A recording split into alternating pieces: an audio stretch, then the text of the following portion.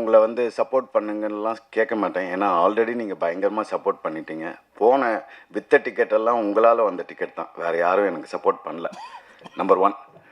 Number 2, மீடியான்னு நான் சொல்லும்போது even சில யூடியூப் சேனல்ஸ்லேருந்து ஆன்லைனில் எழுதுகிறவங்க அவங்க கூட இந்த படத்துக்கு எவ்வளோ சப்போர்ட் பண்ணாங்கன்னா அதுக்கு கமெண்ட்ஸ் வருது, என்ன காசு வாங்கிட்டியா அந்த படத்துலன்ட்டு. அதில் யாரோ ஏதோ சினிவுட்ஸ் ஏதோ ஒன்று, அதுக்கு அவன் சொல்கிறாங்க, உனக்கு டவுட்டாக இருந்தால் இந்த டிக்கெட்டை நான் திருப்பி கொடுக்குறேன் காசுன்ட்டு. அந்த அளவுக்கு இந்த படத்துக்கு மீடியா இருக்கிற எல்லா விஷன் ஆஃப் மீடியா எல்லாருமே இந்த படத்துக்கு அவ்வளோ பயங்கரமாக சப்போர்ட் பண்ணாங்க. அதுக்கு பயங்கரமான தேங்க்ஸ். மேடம் சொன்னாங்க வெற்றின்ட்டு. எனக்கு பொய் பேச தெரியாது, வெற்றியெல்லாம் கிடையாது, ஆவரேஜ் தான். இது அடுத்த கட்டத்துக்கு கொண்டு போகிறது தான். எனக்கு சொன்னாங்க இன்றைக்கி வந்து தேங்க்ஸ் மீட்டா எதுக்குன்னு கேட்டேன். இது மாதிரி நான் சொன்னேன் அதெல்லாம் வேணாம் அப்படின்னேன். இல்லை ப்ரெஸ்ஸுக்கு தேங்க்ஸ். சரி ஓகே, அதுக்குன்னா நம்ம பண்ணலான்ட்டு. டு பி ஃப்ராங்க் ஆல்ரெடி நீங்கள் பண்ணிட்டீங்க, இதுக்கு மேலே உங்களை கேட்குறதுக்கு எனக்கு என்னன்னு தெரியல. ஏன்னா இந்த படம் வந்து முந்தானத்தோ ஆஃபீஸில் உட்காந்துருக்கும்போது நான் இருக்கேன்னு தெரியாமல் அந்த ப்ரொடியூசர்கிட்ட ஒரு டிஸ்ட்ரிபியூட்டர் பேசுகிறார், இதுக்கு தான்ப்பா நீ அந்த ஹீரோவை போட்டு எடுத்துருக்கணும், இன்னத்துக்கு இந்த படம் எங்கேயோ போயிருக்கோன்ட்டு. இந்த அளவுக்கு வந்து பேசுகிறாங்க. என்கிட்டயே வந்து நேற்று ஒரு டிஸ்ட்ரிபியூட்டர் ஒழுங்காக வந்து எதாவது லவ் படம் ஏதாவது ஒரு கலக்கி போட்டு பரோட்டா போட்டு அது மாதிரி பாட்டு போட்டு எடுத்துருக்கலாமே, அதுதான் இந்த ஜனங்க நான் சொன்னேன் இல்லை, நான் ஆரம்பம் பண்ணும்போதும் 5 நாள் ஒருத்த வரல, ஷோ பிரேக்கு. இந்த படமும் ஊர் சைடெலாம் ஷோ பிரேக் ஆச்சு. நான் எல்லா தேட்டர் ஓனருக்கும் நேற்று ஃபோன் பண்ணி நான் பர்சனலாக, சார் இப்போ தான் சார் பிக்கப் ஆகுது, கொஞ்சம் ஹோல்ட் பண்ணுங்கள் 2 அது மாதிரி எனக்கோசரம் நான் வந்து ஒரே வார்த்தை, இந்த அங்கீகாரத்தில் இந்த கோர்ட்டில் செகண்ட் ஹாஃபில் பேசுகிற மாதிரி இந்த ஒரு தடவை சான்ஸ் கொடுங்க, ஒரு தடவை. நான் ஜெயிக்கிறதுக்கு இல்லை, இந்த 3 ப்ரொடியூசர் ஜெயிக்கணும். ஏன்னா நான் வந்து ஆல்மோஸ்ட் 7 வருஷமாக நான் வாங்கின அடியெல்லாம் இந்த 3 பேர் எதெல்லாம் விற்றாங்கன்னு எனக்கு மட்டும்தான் தெரியும். இந்த படம் நடக்கிறதுக்கு இந்த படம் இன்னும் உங்களால் முடிஞ்ச அளவுக்கு 5%ஓ 10%ஓ புஷ் பண்ணிங்கன்னா அதனால் ஏதாவது வரும். அஸ் அன் ஆக்டராக இந்த படத்தில் நான் ஜெயிச்சிட்டேன். அதுக்கு வந்து நீங்கள் தான் மெயின் காரணம். 100%ல் 1000% ஜெயித்தேன். எல்லா இன்டர்வியூலையும் கேட்டாங்க, நீங்கள் எவ்வளோ கான்ஃபிடென்ட் அஸ் அன் ஆக்டரான்ட்டு. நான் 10 கொடுத்த மார்க், அவ்வளோ கான்ஃபிடென்ட் ஆனாங்க. அது நீங்கள் பார்த்துருப்பீங்க. அஸ் எ பிஸ்னஸாக நான் சொன்னது அதே தான், ஒன்றுமே இல்லை. ஆக்சுவலாக மண்டே ஈவினிங்லேருந்து தான் ஆடியன்ஸே ஏற ஆரம்பித்தாங்க. அது கூட உங்களோட நியூஸு வர வர வர வர அதுதான். ஸோ இந்த ஒட்டுமொத்த இது வரைக்கும் வந்த கலெக்ஷனுக்கு மொத்தத்துக்கு காரணம் நீங்கள் மட்டும்தான். நேற்று வந்து ஒரு டிஸ்ட்ரிபியூட்டர் என்கிட்ட பேசுகிறாரு, உனக்கு இத்தனை படம் எடுத்திருக்க, உன்னை லான்ச் பண்ணுறாங்க, ஒரு ப்ரமோஷன் பண்ண தெரியாதா, உன் படத்துக்கெல்லாம் வந்து 2 கோடி 3 கோடிலாம் பண்ணுற, இந்த படத்துக்கு பண்ண தெரியாது. சார் இல்லை சார், சின்ன ப்ரொடியூசர் சார். அப்போ தேட்டரை பிளாக் பண்ணு, மற்ற ப்ரொடியூசருங்கள்லாம் எப்படி பண்ணுறாங்க, இப்போ உங்க கூட வந்து ரிலீஸ் ஆன படங்கள்லாம் எப்படி காட்டுறோம், கணக்கு காட்டுறோம். சொன்னேன் எப்படி சார், எனக்கு புரியலன்னா, இல்லை சார் அதுக்கெல்லாம் என்கிட்ட காசு இல்லை. அப்படி போலியாக ஒரு படத்தை வந்து நான் வந்து கலெக்ஷன் காட்டுறதுக்கோ நான் ஆள் இல்லை சார். இந்த படம் ஜெயிக்கும், அந்த நம்பிக்கை எனக்கு இருக்குது. இப்போ கம்மிங் பேக் டு டெக்னீஷியன், நான் பயங்கரமாக நடித்தேன் கிடிச்சேன்லாம் எல்லாம் சொல்கிறாங்க. அதுக்கு பின்னால் இருந்தது ஜேபி. அவரோட வார்த்தையாகட்டும், அவரோட வசனமாகட்டும், அவர் என்ன ஃபீல் பண்ணாரோ அதை நான் என்னோடய ஃபேஷியல் எக்ஸ்ப்ரெஷன்ஸில் கொடுத்தேன், அவ்வளோதான். இது முழுக்க எனக்கு கண்டிப்பாக தெரியும் இந்த வருஷத்தோட எல்லா அவார்ட்ஸும் நான் எடுப்பேன்ட்டு அஸ் அன் ஆக்டராக. அதுக்கும் நீங்கள் தான் காரணம். அதுக்கு முதல் கட்ட காரணம் ஜேபி. ரொம்ப கஷ்டப்பட்டிருக்காரு பயங்கரமாக. இப்போ இந்த படம் வந்து என்ன வேணாலும் பண்ணலாம், ஆனால் அங்கீகாரம் ஆக்சுவலாக மூஞ்செல்லாம் பார்த்தீங்கன்னா யாருமே சந்தோஷமாக இல்லை. நீங்கள் ஆக்சுவலாக மாஸ்டர் தவிர இது எல்லாருமே ரொம்ப சோகமாக இருப்பாங்க பார்த்தீங்கன்னா. ஏன்னா அவருக்கு வந்து 100 படம் இருக்குது, அது பிரச்சனை இல்லை. இவங்களுக்கு எல்லாருக்கும் வந்து இந்த படம் ஜெயிச்சாதான் அடுத்த வேலை சோறு. இதுதான் உண்மை. இது எத்தனை பேர் சொல்லுவாங்கன்னு எனக்கு தெரியாது. நான் அதான் சொல்லுவேன், அறம் எடுக்கும்போது இதே தான் ஆச்சு. வெயிட் பண்ணுங்கள். நான் கெஞ்சறேன் போயிட்டு. நேற்று வந்து எல்லா தேட்டர் ஓனருக்கும் ஃபோன் பண்ணி, சார் ஹோல்ட் பண்ணுங்கள் சார், சார் தூக்கி போடுங்க சார், அடுத்த படம் வேலையை பாருங்கள் சார், அவ்வளோதான். இந்த படத்தை வச்சு என்ன பண்ண போகிறீங்க, அதுதான் நல்ல பேர் வாங்கிட்டீங்கள சார். காசு போட்டிருக்கானுங்க சார், 3 ஷோ சார், 2 ஷோ தரோம். ரொம்ப பேசும்போது என்ன ஆகுனா, அவங்க பேசும்போது நம்மளுக்கு டிமோட்டிவேட் ஆகுது. இவ்வளோ தூரம் இப்போ அங்கீகாரன்றது உடச்சிடுறாங்க. இங்கே இருக்கிற பிக்கஸ்ட் மாஃபியா எல்லாமே சேர்ந்து, நான் பேசக்கூடாது படத்துக்கு பற்றி பேசுகிறோம், நிறைய விஷயங்கள் இருக்குது. அதை மீறி இந்த படம் ஜெயிக்கணும். இந்த படம் வெளிவராமல் இருக்கிறதுக்கே அவ்வளோ பண்ணாங்க. பாவம் அந்த 3 ப்ரொடியூசர் கோர்ட்டு கேஸுன்னு தெரிஞ்சு எதுக்குன்னா ஒரு நாள் நான் பால்கனில் உட்காந்துருந்தேன். நான் சொல்கிறது வந்து 2018. அப்போ வந்து யாரோ வாங்கின கடனுக்கு வந்து என் சோஃபாவில் ஒருத்தர் உட்காந்து, சரி ஒரே ஒரு கையெழுத்து போடுங்க, எனக்கு பேங்க்கில் லோன் வேணும், உங்களோட கேரண்டி கேட்டாங்கன்னு. அப்படியா, சரி என்னடா இவ்வளோ கேட்குறானேன்ட்டு சும்மா கேரண்டி போட்டேன். எதுக்கு? அவங்க லோன் வாங்குறதுக்கு. அந்த கையெழுத்தை வச்சு இந்த படத்தை நிறுத்தினாங்க. அப்படிப்பட்டவங்கலாம் இந்த இண்டஸ்ட்ரியில் இருக்காங்க. இதுக்கு நடுவுலையும் நான் ஜெயிக்கணும். இது என்னோடய செகண்ட் லைஃப். கண்டிப்பாக நான் ஜெயிப்பேன். நான் படத்தில் ஒரு டைலாக் சொல்லியிருப்பேன், நீங்கள் செஞ்ச மாதிரிலாம் நான் உங்களுக்கு செய்ய மாட்டேன் சார்ன்ட்டு. அதே மாதிரி இந்த 3 ப்ரொடியூசர் வந்து இந்த படத்தில் சம்பாதிக்கலான்னு எனக்கு தெரியல. ஆனால் நான் விட மாட்டேன். என்னை எப்படி மற்றவங்களாம் கைவிட்டாங்களோ அது மாதிரி நான் இவங்களை விட மாட்டேன். கண்டிப்பாக ஜெயிப்பேன். அடுத்த 10 வருஷத்தில் இந்த தமிழ் சினிமாவில் நான் பெரிய ஆக்டராக ப்ரூவ் பண்ணுவேன். என் நம்பர்ஸும் இதே தேட்டர் ஓனர்ஸ் எல்லாம் பின்னால் வந்து நின்று உங்கள் படத்தை கொடுங்கன்னு கேட்குற லெவலுக்கு நான் முன்னுக்கு வருவேன். இது எழுதி வச்சுக்கோங்க. 2 டெக்னீஷியன்ஸ். இந்த படம் வந்து ஃபஸ்ட்டு ஸ்டார்ட் பண்ணும்போது நான் சொன்னேன், இதில் எனக்கு மாஸ்டர் வேணும் எப்படியாவதுன்ட்டு. அப்போ இவங்க பட்ஜெட் போட்டிருந்தாங்க. இவங்க போட்ட பட்ஜெட் வந்து அவரோட ஒரு நாள் சம்பளம். நான் பார்த்தேன், இதில் வேலைக்கு ஆகாது, போய் காலில் விழுந்துருங்க, என் பேர் சொல்லி காலில் விழுந்து எப்படியாவது கொண்டு வாங்கன்னா, சரி ஒரு 5 நாள் கேட்கலான்ட்டா மொத்தம் போடுறாங்க. 25 நாள் டேட் கேட்குறாங்க.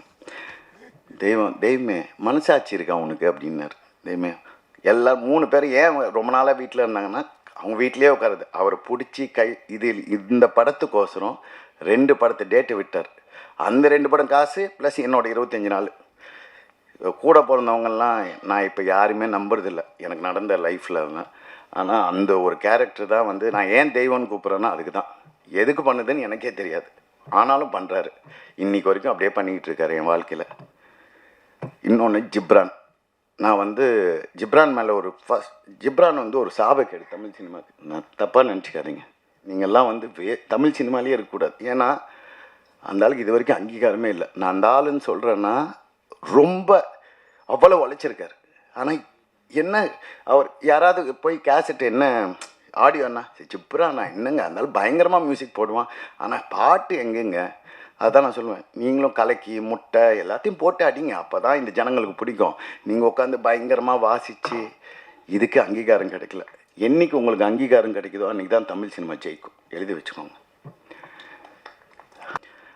இந்த படத்தில் வந்து நிறைய டைலாக் வந்து ஜேபி வந்து அவர் கதைக்கு எழுதினாரா இல்லை எனக்குன்னு எழுதினாரான்னு தெரில. இதில் நான் பேசும்போது எப்படிங்க இப்படி நடிச்சிங்க நான் நடிக்கலைங்க. 7 வருஷமாக என் அனுபவித்ததெல்லாம் அப்படியே பேசினேன், அவ்வளோதான். எங்கள் அம்மா சொல்லுவாங்க, உன் தலைமுறையோட எல்லாத்தையும் இந்த தலைமுறையோட மாறிடணுன்ட்டு. அதை எங்கள் அம்மா சொல்லிக்கிட்டே இருப்பாங்க. திருப்பி என்னோடய 2வது லைஃப் ஆரம்பிச்சிருக்கேன். இந்த 2வது லைஃப்பை நீங்கள் சப்போர்ட் பண்ணிட்டீங்க, நீங்கள் சப்போர்ட் பண்ணுவீங்க. உங்கள் சப்போர்ட்டுக்கு எல்லாமே நன்றி. இதுக்கு மேலே எனக்கு பேச தெரியல. ரொம்ப தேங்க்ஸுங்க, ரொம்ப தேங்க்ஸ் சார். டேரக்டர் சார் தென்பாதியான், இப்போ இந்த விளையாட்டுத்துறை வந்து மேம்படுத்த முடியல, போகல, அதுக்கு தடைகள் இருக்குன்னு சொல்ல வரீங்க. 2வது படத்தில் யார் மேலே போக முடியல, அதை யார் தடுக்கிறாங்கங்கிறது 2 வருஷம் வைக்கிறீங்க. எந்த சமூகம் மேலே போகலை, எந்த சமூகம் தடுக்குதுன்னு சொல்கிறீங்க. அப்போ யார் தடுக்கிறாங்களோ அவங்களுக்கான பதில் என்ன படத்தில் இருக்குது? இல்லைண்ணா, நான் எடுத்த படத்தில் சமூகம் சார்ந்து எதுவுமே இருக்காதானே? இல்லையா? அப்போ இந்த வக்கீல் பேசி லாங்குவேஜ் என்ன? இல்லைண்ணா. ஒரு அரசாங்கத்துக்கும் மக்களுக்கும் விக்டிம் பப்ளிக், அக்யூஸ்டு கவர்மெண்ட், அப்படி தான் இருக்கும் கதை. அப்போ லேடியை வக்கீல் பேசுகிறாங்கல்ல, அவங்களோட லாங்குவேஜ் எப்படி பதிவு பண்ணுறீங்க? அது அவங்க லாங்குவேஜ்னு. அவங்க வந்து தமிழ்நாடு கவர்மெண்ட்டினுடைய அட்வொகேட் ஜெனரல். இதில் வந்து ஒரு எக்கனாமிக் வேரியேஷன் தான் பேசியிருப்பேன். காசு இல்லாதவங்களுக்கும் காசு இருக்கிறவங்களுக்குமான போராட்டம் தான் அது. அப்போ அதிகாரத்தில் இருக்கிறவங்க, அதிகாரத்துக்கு வந்தவங்களும் அதிகாரத்தில் இருக்கிறவங்களும் என்னவா அணுகுறாங்க மக்கள் அப்படிங்கிறது தானே. சமூகம் சார்ந்து ஒரு இடத்துல கூட இருக்காதுண்ணே. ஏன்னா விளையாட்டுத்துறையில் எல்லா சமூகம் சார்ந்துமே கீழே தான் இருக்கிறாங்க. கிரிக்கெட் தவிர எல்லா விளையாட்டுத்துறையில் இருக்கிற விளையாட்டு வீரர்களும் கீழே தான் இருக்கிறாங்க. அதுக்குள்ளே எல்லா சமூகமும் கலந்துருக்குது. சார் கேஜே சார், இங்கே வாழ்த்துக்கள் சார், நல்லா இருந்தது படம். Thank you sir. இந்த படத்துக்கு அப்புறம் தமிழ்நாடு விளையாட்டு மேம்பாட்டு ஆணையம் இல்லை நேஷ்னல் அத்லெட்டிக்லேருந்து ஏதாவது உங்களுக்கு ஃபோன் கால்ஸ் இல்லை ஏதாவது சம்மந்தமான கிளாரிஃபிகேஷன் அது மாதிரி ஏதாவது இருந்தது? அதெல்லாம் ஒரு ஃபோனும் வரல சார். பாவம் எங்கள் ப்ரொடியூசர்ஸ் வந்து தமிழ்நாடு கவர்மெண்ட்டை போய் மீட் பண்ணியிருக்காங்க. ஏன்னா இப்போ ஸ்போர்ட்ஸ் மினிஸ்டரை மீட் பண்ணாங்க, ரிலீஸுக்கு முன்னாடியே மீட் பண்ணி. அதுக்கப்புறம் இந்த படத்தில் நான் கேட்குற கேள்வி, இந்த ஆதிரன் கேட்குற கேள்விக்கு பதில் சொன்னாவே, இப்போ ஸ்போர்ட்ஸ் மினிஸ்டர் ஏதோ ஒரு இன்டர்வியூ எல்லாம் பார்த்தேன், போதை வில்லேஜ் போதையாக மாறிட்டு இருக்குன்ட்டு. இது எல்லாமே இந்த படத்தில் சொல்லியிருக்கோம். இதுக்கு என்ன பதில், இதுக்கு என்ன சொல்யூஷன் நீங்கள் வெளில தேட தேவையில்ல. இந்த படத்தை பார்த்தாவே கஷ்டப்பட்டு உட்காந்து ரிசர்ச் எல்லாம் பண்ண தேவையில்ல. போய் டாஸ்மார்க்கு போய் ரிசர்ச் பண்ணாங்களே போன கவர்மெண்ட், அது மாதிரிலாம் பண்ண தேவையில்ல. இந்த படம் தான் ஒரு ப்ளூ பிரிண்ட், இந்த ஸ்போர்ட்ஸை எப்படி டெவலப் பண்ணணுன்ட்டு. அவ்வளோதான், முடிஞ்சு போச்சு. தேங்க்யூ. நான் வந்து என்னோடய ஸ்போர்ட்ஸில் எக்ஸ்பீரியன்ஸ் ஷேர் பண்ணுறேன். நான் வந்து கிட்டத்தட்ட 15 வருஷமாக ஸ்போர்ட்ஸ் பண்ணிகிட்ருக்கிறேன். ஸோ அந்த 15 வருஷத்தில் பார்த்தீங்கன்னாங்களே, நான் சில மீட்டுக்கெலாம் போவேன், நேஷ்னல் ஸ்டேட்டு டிஸ்ட்ரிக்ட்லாம் போவேன். அதில் எல்லா மீட்டும் போய் அட்டன் பண்ணிக்கிறேன், மெடல் பண்ணிக்கிறேன். அதில் பார்த்தீங்கன்னா அதில் சில பேரண்ட்ஸில் வருவாங்க, என்னை மாதிரி காது கேட்காதவங்க, அது மாதிரி பேரண்ட் நிறைய பேர் வருவாங்க. அவங்க என்ன கேட்டாங்கன்னா, ஏங்க நீங்கள் நல்லா ஓடுறீங்க, நல்லா பெர்ஃபார்ம் பண்ணுறீங்க, இந்தியா அளவில் ஓடிக்கிறீங்க, ஸோ நீங்களும் எங்கள் குழந்தைங்களுக்கு இது ட்ரைனிங் கொடுக்கலாம்ல அப்படின்னு கேட்டாங்க. நானும் சொன்னேன் இல்லைங்க அப்படின்னு. ஏன் கேட்டேங்க. அது நான் ஏன் இல்லைன்னு சொன்னேன்னா, என்னோடய எக்ஸ்பீரியன்ஸில் அந்த குழந்தைங்க தப்பாக பண்ணிடக்கூடாது அப்படின்ட்டு நான் இது வரைக்கும் கைடு பண்ணுறதில்ல. ஸோ இப்போ தமிழ்நாட்டில் இருக்கிறவங்க இந்த மாற்றுத்திறனாளிகளாம் சிறப்பாக விளையாடுறாங்க. ஸோ அவங்களுக்கு என்னென்னா, சரியான கைடு கிடைக்கல, அண்டு சரியான க்ரௌண்டு கிடைக்கல, இன்னொன்று ப்ராப்பராக கோர்ஸு கிடைக்கல. கோர்ஸ் இவங்களாம் கிடைச்சா கண்டிப்பாக இவங்களாம் நிச்சயமாக மெடல் பண்ணுவாங்க. ஸோ என்னை பொறுத்த வரைக்கும் என்னோட ஒரு கோரிக்கை என்னென்னா, தமிழ்நாட்டில் ஒவ்வொரு தாலுக்கா இருக்கும், தாலுக்காவில் ஒரு கிரவுண்டு ஒரு ப்ராப்பராக கோர்ஸ் இருந்தால் கண்டிப்பாக இந்தியாவில் எல்லா ஸ்டூடெண்ட்ஸும் நிச்சயமாக ஒலிம்பிக் கோல்டு மெடல் பண்ணுவாங்க. ஆனால் தமிழ்நாட்டில் இயற்கையாகவே எல்லா பசங்க சிறப்பாக, பொண்ணுங்க பசங்க சிறப்பாக நல்லா ஓடுறாங்க. ஸோ நான் பார்த்துருக்கேன். ஸோ அவங்களுக்கு ஏதோ பண்ணலான்னு பார்த்தா சரி அவங்களுக்கு ஏதோ கிடைக்கணும் என்னோட கோரிக்கை. ஸோ அதனால் தேங்க்யூ.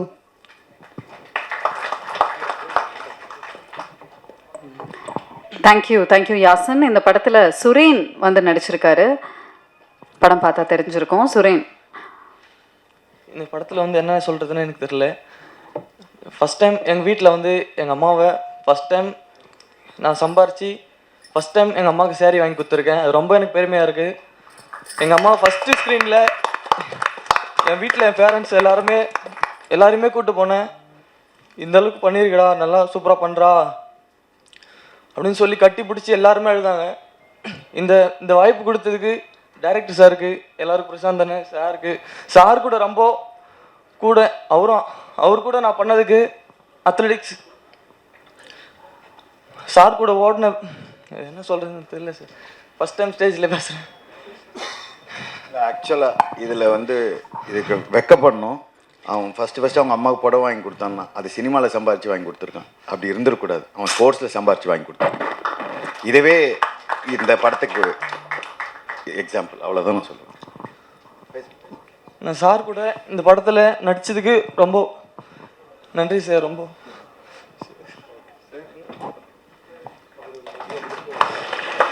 வாய்ப்பு கொடுத்ததுக்கு ரொம்ப நன்றி சார்.